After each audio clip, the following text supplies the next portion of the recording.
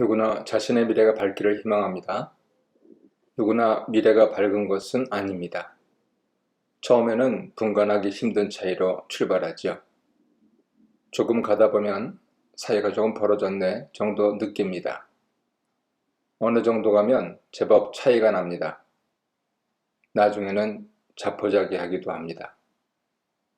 더구나 이민 와서 사는 삶 속에서 차이를 많이 느낍니다. 한국식으로 생각하기 좋아하는 입장에서 이해되지 않는 결과들이 많습니다. 한국인은 세계 어디를 가나 교회를 세웁니다. 그래서 교회 안에서 더욱 차이를 많이 느낍니다. 하나님께서는 우리가 승리하는 삶을 살기 원하십니다. 우리 역시 마찬가지죠. 이를 위해 사무엘상 후반부에서 찬란하게 시작해서 쓰라리게 인생을 마치는 사울왕과 한낱 목동이었으나 그의 정적으로 살 수밖에 없었던 부마 다윗의 삶은 극명하게 대조됩니다. 하나님 뜻은 무엇인지, 어떻게 사는 게 잘 사는 것인지, 그래서 밝은 미래를 위해 어떻게 해야 하는지에 대한 깊은 교훈을 던져줍니다. 단지 나이 차이가 아닙니다. 삶의 태도입니다. 신앙 문제입니다. 한마디로 내가 승리하려고 발버둥 치지 말고 승리하시는 하나님께 의지함이 지름길입니다. 빨리 깨달을수록 좋습니다. 승리하시는 하나님을 의지할 때 놓치지 말아야 할 것이 있습니다. 보복하시는 유일한 분도 하나님이시라는 사실입니다. 동전의 양면과도 같습니다. 흔히 내가 손봐주겠다라고 교만한 인생을 말합니다. 큰일 날 소리입니다. 나도 당하게 됩니다. 신자들은 보복을 주님께 맡기는 사람들입니다. 승리는 예수님 안에서 이미 우리 것이기 때문입니다. 쉽사리 얻어지지 않습니다. 많은 고통과 고난이 따릅니다. 그래도 승리는 내 것입니다. 다윗을 통해 증명된 사실입니다. 다윗은 자존심 문제로 갈멜 사람 나발 때 자칫 하나님보다 앞설 뻔했습니다. 아비가일의 지혜로 이를 넘기고 너무 고마운 다윗은 그녀의 여생을 책임졌습니다. 여기서 끝나지 않습니다. 미래의 승리를 위한 기독교 최고의 가르침은 원수 사랑입니다. 이해가 되시나요? 직장에서 심지어 교회에서 나의 원수가 있습니다. 원수를 제치고 승리할 뿐 아니라 원수를 사랑하라고 하십니다. 우리 주님 친히 말씀하셨죠?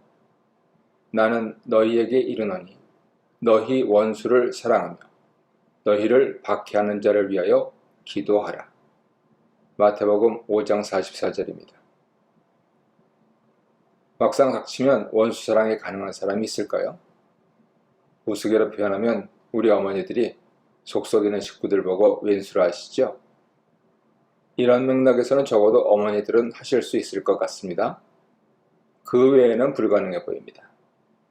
대신 용서는 조금 가능할지 모릅니다. 그냥 잊어버리거나 무시하는 것은 좀 더 쉬울지 모릅니다. 하지만 적어도 용서 이상은 해야 기독교 가르침에 맞습니다. 이 점에서 사울왕과 다윗이 대비됩니다. 자신을 죽이려는 장인을 다윗은 피합니다. 그를 죽일 기회가 여러 번 있었지만 하나님을 의지한다면 그래선 안 된다는 점을 스스로에게 그리고 부하들에게 말합니다. 그리고 승리합니다. 반면 모든 것을 가진 왕은 혈안이 되어 보복하려고 최선을 다합니다. 왜 사위까지 삼은 사람에게 보복하려고 했나요? 자신보다 유명해졌기 때문입니다.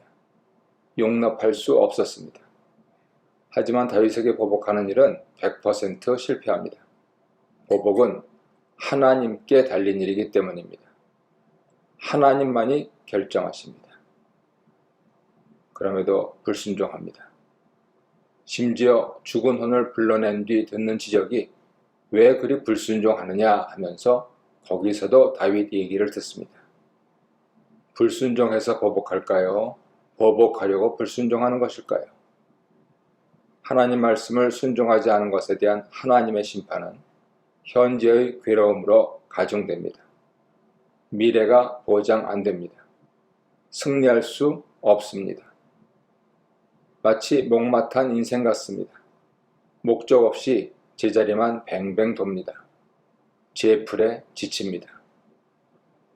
하나님 의지하는 사람과 그렇지 않은 사람의 극명한 대조가 사무엘상 28장에서 그려집니다. 다윗이나 사울왕 모두 위기에 빠지는 모습입니다. 여기서 다윗은 진퇴양난의 위기에서 적장들의 방해로 인해 힘 하나 안 들이고 순조로이 빠져나옵니다. 사울왕은 위기 극복은커녕 하나님 제일 싫어하시는 우상 숭배를 통해 돌파구를 마련하려다 내일 죽으리라는 말만 듣습니다. 패가 망신한다는 말만 듣습니다. 다윗은 도망자 생활을 하면서도 위기 속에서 위기일수록 하나님을 의지했습니다. 별로 도덕적으로 보이지는 않습니다. 하루도 편할 날이 없습니다. 자기 대권주자로 선택되었기 때문이죠. 망명 생활도 해야 했습니다. 장인이 여러 차례 화해의 기회가 있었음에도 결국 자신을 죽여야 직성이 풀리라는 점을 깨달았기 때문입니다. 자기를 드러내지 않기 위해 망명 생활을 하면서 수시로 거짓말도 해야 했습니다. 전략적이고 치밀하게 합니다. 물론 성경은 거짓말을 권장하지 않습니다. 거짓말로 상황을 모면하며 살아가면 거짓말로 인해 어려움에 빠집니다. 대가를 치러야 합니다. 이러지도 저러지도 못할 상황에 빠질 수 있어요. 이런 어려움 속에서 하나님을 알아가고 도우심을 구하며 다윗의 영성은 관리됩니다. 이것은 살아봐야 합니다. 예컨대 하루 이틀 피부 관리에서는 차이가 안 나죠. 한 달, 두 달 계속해야죠. 평생 노력해야 합니다. 영성 관리도 마찬가지입니다. 청교도 조상들은 예수 잘 믿으려면 어떻게 해야 하나 하는 질문에 단순 명료하게 대답했습니다. 주일 잘 지키고 11조 잘해라. 동양 조상들은 집안을 일으키는 안방마님이 되려면 어떻게 해야 하나 라는 질문에 단순 명료하게 대답했습니다. 봉, 제사, 접빙객. 제사 잘 드리고 손대접 잘 해라. 모양은 비슷합니다. 예수 믿는 우리들은 영성에 대해 관심이 있습니다. 한마디로 영성은 하나님 중심입니다. 코로나를 지나며 주일 잘 지키고 11조 잘 해라라는 명령은 더 강조되어야 합니다. 이전보다 세대가 내려갈수록 하나님 없이도 살 수 있으라는 착각이 심해졌기 때문입니다. 선택은 내 몫입니다. 목구멍이 포도청이란 표현은 하나님 중심이 아닙니다. 건드리지 말아야 할 것을 건드리는 말입니다. 처음에는 잘 보이지도 않는 차이가 생깁니다. 그래도 1년, 2년 교회를 다니다 보면 천지 차이가 나 있게 됩니다. 자신의 영성을 키우는 분들이 되시기 바랍니다. 하나님을 알아가는 다윗은 도망자 시절부터 마지막 숨을 거두는 그때까지 영성 관리에 집중한 사람입니다. 그래서 하나님 친구입니다. 사도행전 13장 22절에는 하나님께서 내가 이새의 아들 다윗을 만나니 내 마음에 맞는 사람이라 내 뜻을 다 이루리라 하십니다. 그러니 시간 흐르는 만큼 세력이 강해집니다. 망명객으로 살며 속마음은 이야기하지 않고 예의를 갖춰서 위계적으로 말할 줄 압니다. 블레셋 지역에서 대략 1년 4개월 동안 평안히 지냈습니다. 블레셋 왕이 다윗이 위기에 빠질 뻔한 전쟁을 앞두고 지휘관들이 다윗을 배제하자고 간언하자 이 기간을 예로 들며 다윗은 믿을 수 있는 사람이라고 보장합니다. 주어진 책임은 하나님 주신 것이기 때문에 사람이 감히 피할 수 없죠. 이런 사실을 알기에 미래를 내다보며 책임을 충실하게 짊어집니다. 순종하는 태도입니다.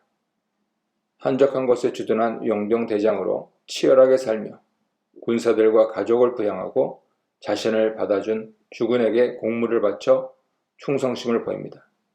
다만 상대를 가립니다.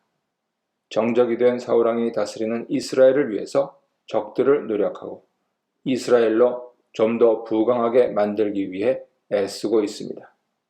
자기는 이스라엘을 섬기기 위해 선택받았기 때문입니다.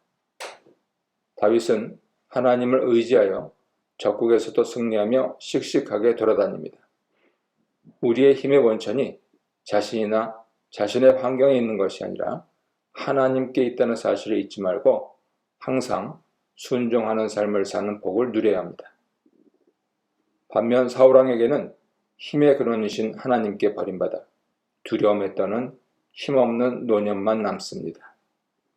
하나님의 일을 자신이 하려는 사울왕이 위기 가운데 어떻게 결국 우상에게 매달려 심판받는지 드러납니다. 영적 파산 상태입니다. 사울왕은 등극 초기 여러 선한 일들을 했습니다. 그 가운데 하나가 신접한 자들을 몰아낸 일입니다. 신접한 자란 죽은 자의 영혼을 불러내 정보를 얻고 이득을 보려는 자들이지요. 왕도 위기가 닥치자 하나님 도움을 받아보려고 했지요. 강한 외부 환경에 직면했으나 꿈으로도 우림으로도 선지자로도 도움이 없었다고 실토합니다. 오늘날 용어로 말씀을 보려고 해도 보이지 않습니다. 기도를 해도 아무런 감동이 없습니다. 찬송할 마음은 더더욱 없습니다. 날로 세상이 더 가깝게 느껴집니다. 편하게 생각됩니다. 다 그렇게 사는 거라고 스스로 위로합니다. 자기에게 철저히 침묵하시는 하나님은 갈수록 알 수 없는 분이 됩니다. 자기가 하나님을 떠났기에 하나님께서 자기를 떠나셨음을 모릅니다. 그러자 하나님 이름으로 선발됐기에 하나님을 안다고 여겨지는 왕조차 우상 숭배에 빠집니다. 거룩하신 하나님의 성호까지 들먹이며 말이죠. 자신이 한 말과 행동을 스스로 거스립니다. 왕도 이러니 일반인들은 오죽할까요? 우상 숭배는 창조주에 대해 들어본 적도 없는 유한한 피조물들이 이루려는 창조적인 반응입니다. 하나님 형상을 따라 지음받은 사람이 하나님을 떠나기 쉽습니다. 뻔히 보이는 것 같아도 따르기는 어렵습니다. 반면에 우상을 만들고 섬기는 일은 쉽습니다. 사랑하는 성도 여러분, 인생의 본질은 예수님을 따른 후에야 우리가 예수님을 알고 그러고 나서야 자신을 아는 데 있습니다. 마치 결혼 생활처럼 말이죠. 알아서 사랑했다기보다 사랑했기에 알아가는 것입니다. 그러니 서로 너무 변했다고 하지 마세요. 덜 알았다가 더 알아가는 것입니다. 그만큼 하나님께 가까이 함이 내게 복인 것입니다. 결국 비슷해 보이는 위기, 아니 더 심각한 위기에 빠져서도 하나님을 의지하면 형통합니다. 의지하지 않으면 망하게 됩니다. 사무엘상 30장과 31장의 내용이 이를 증명하죠.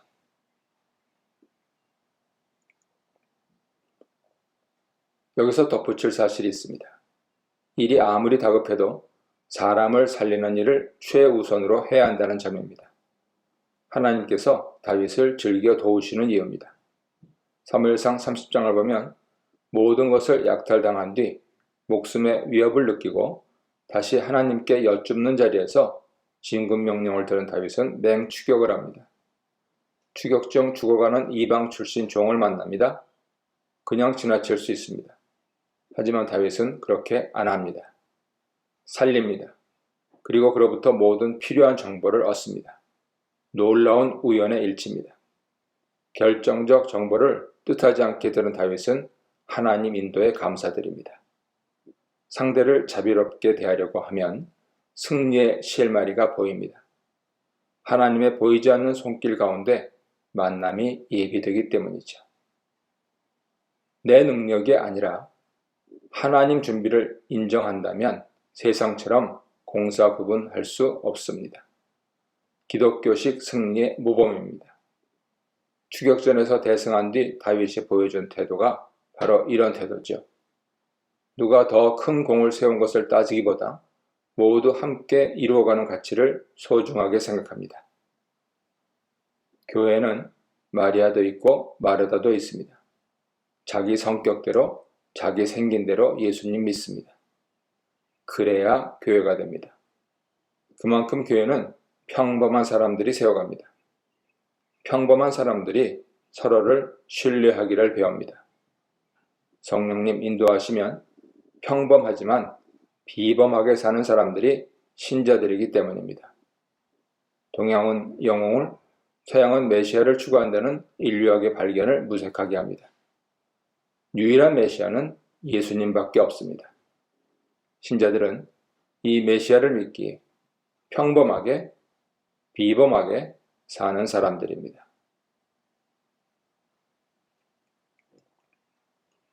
요약하면 이렇습니다.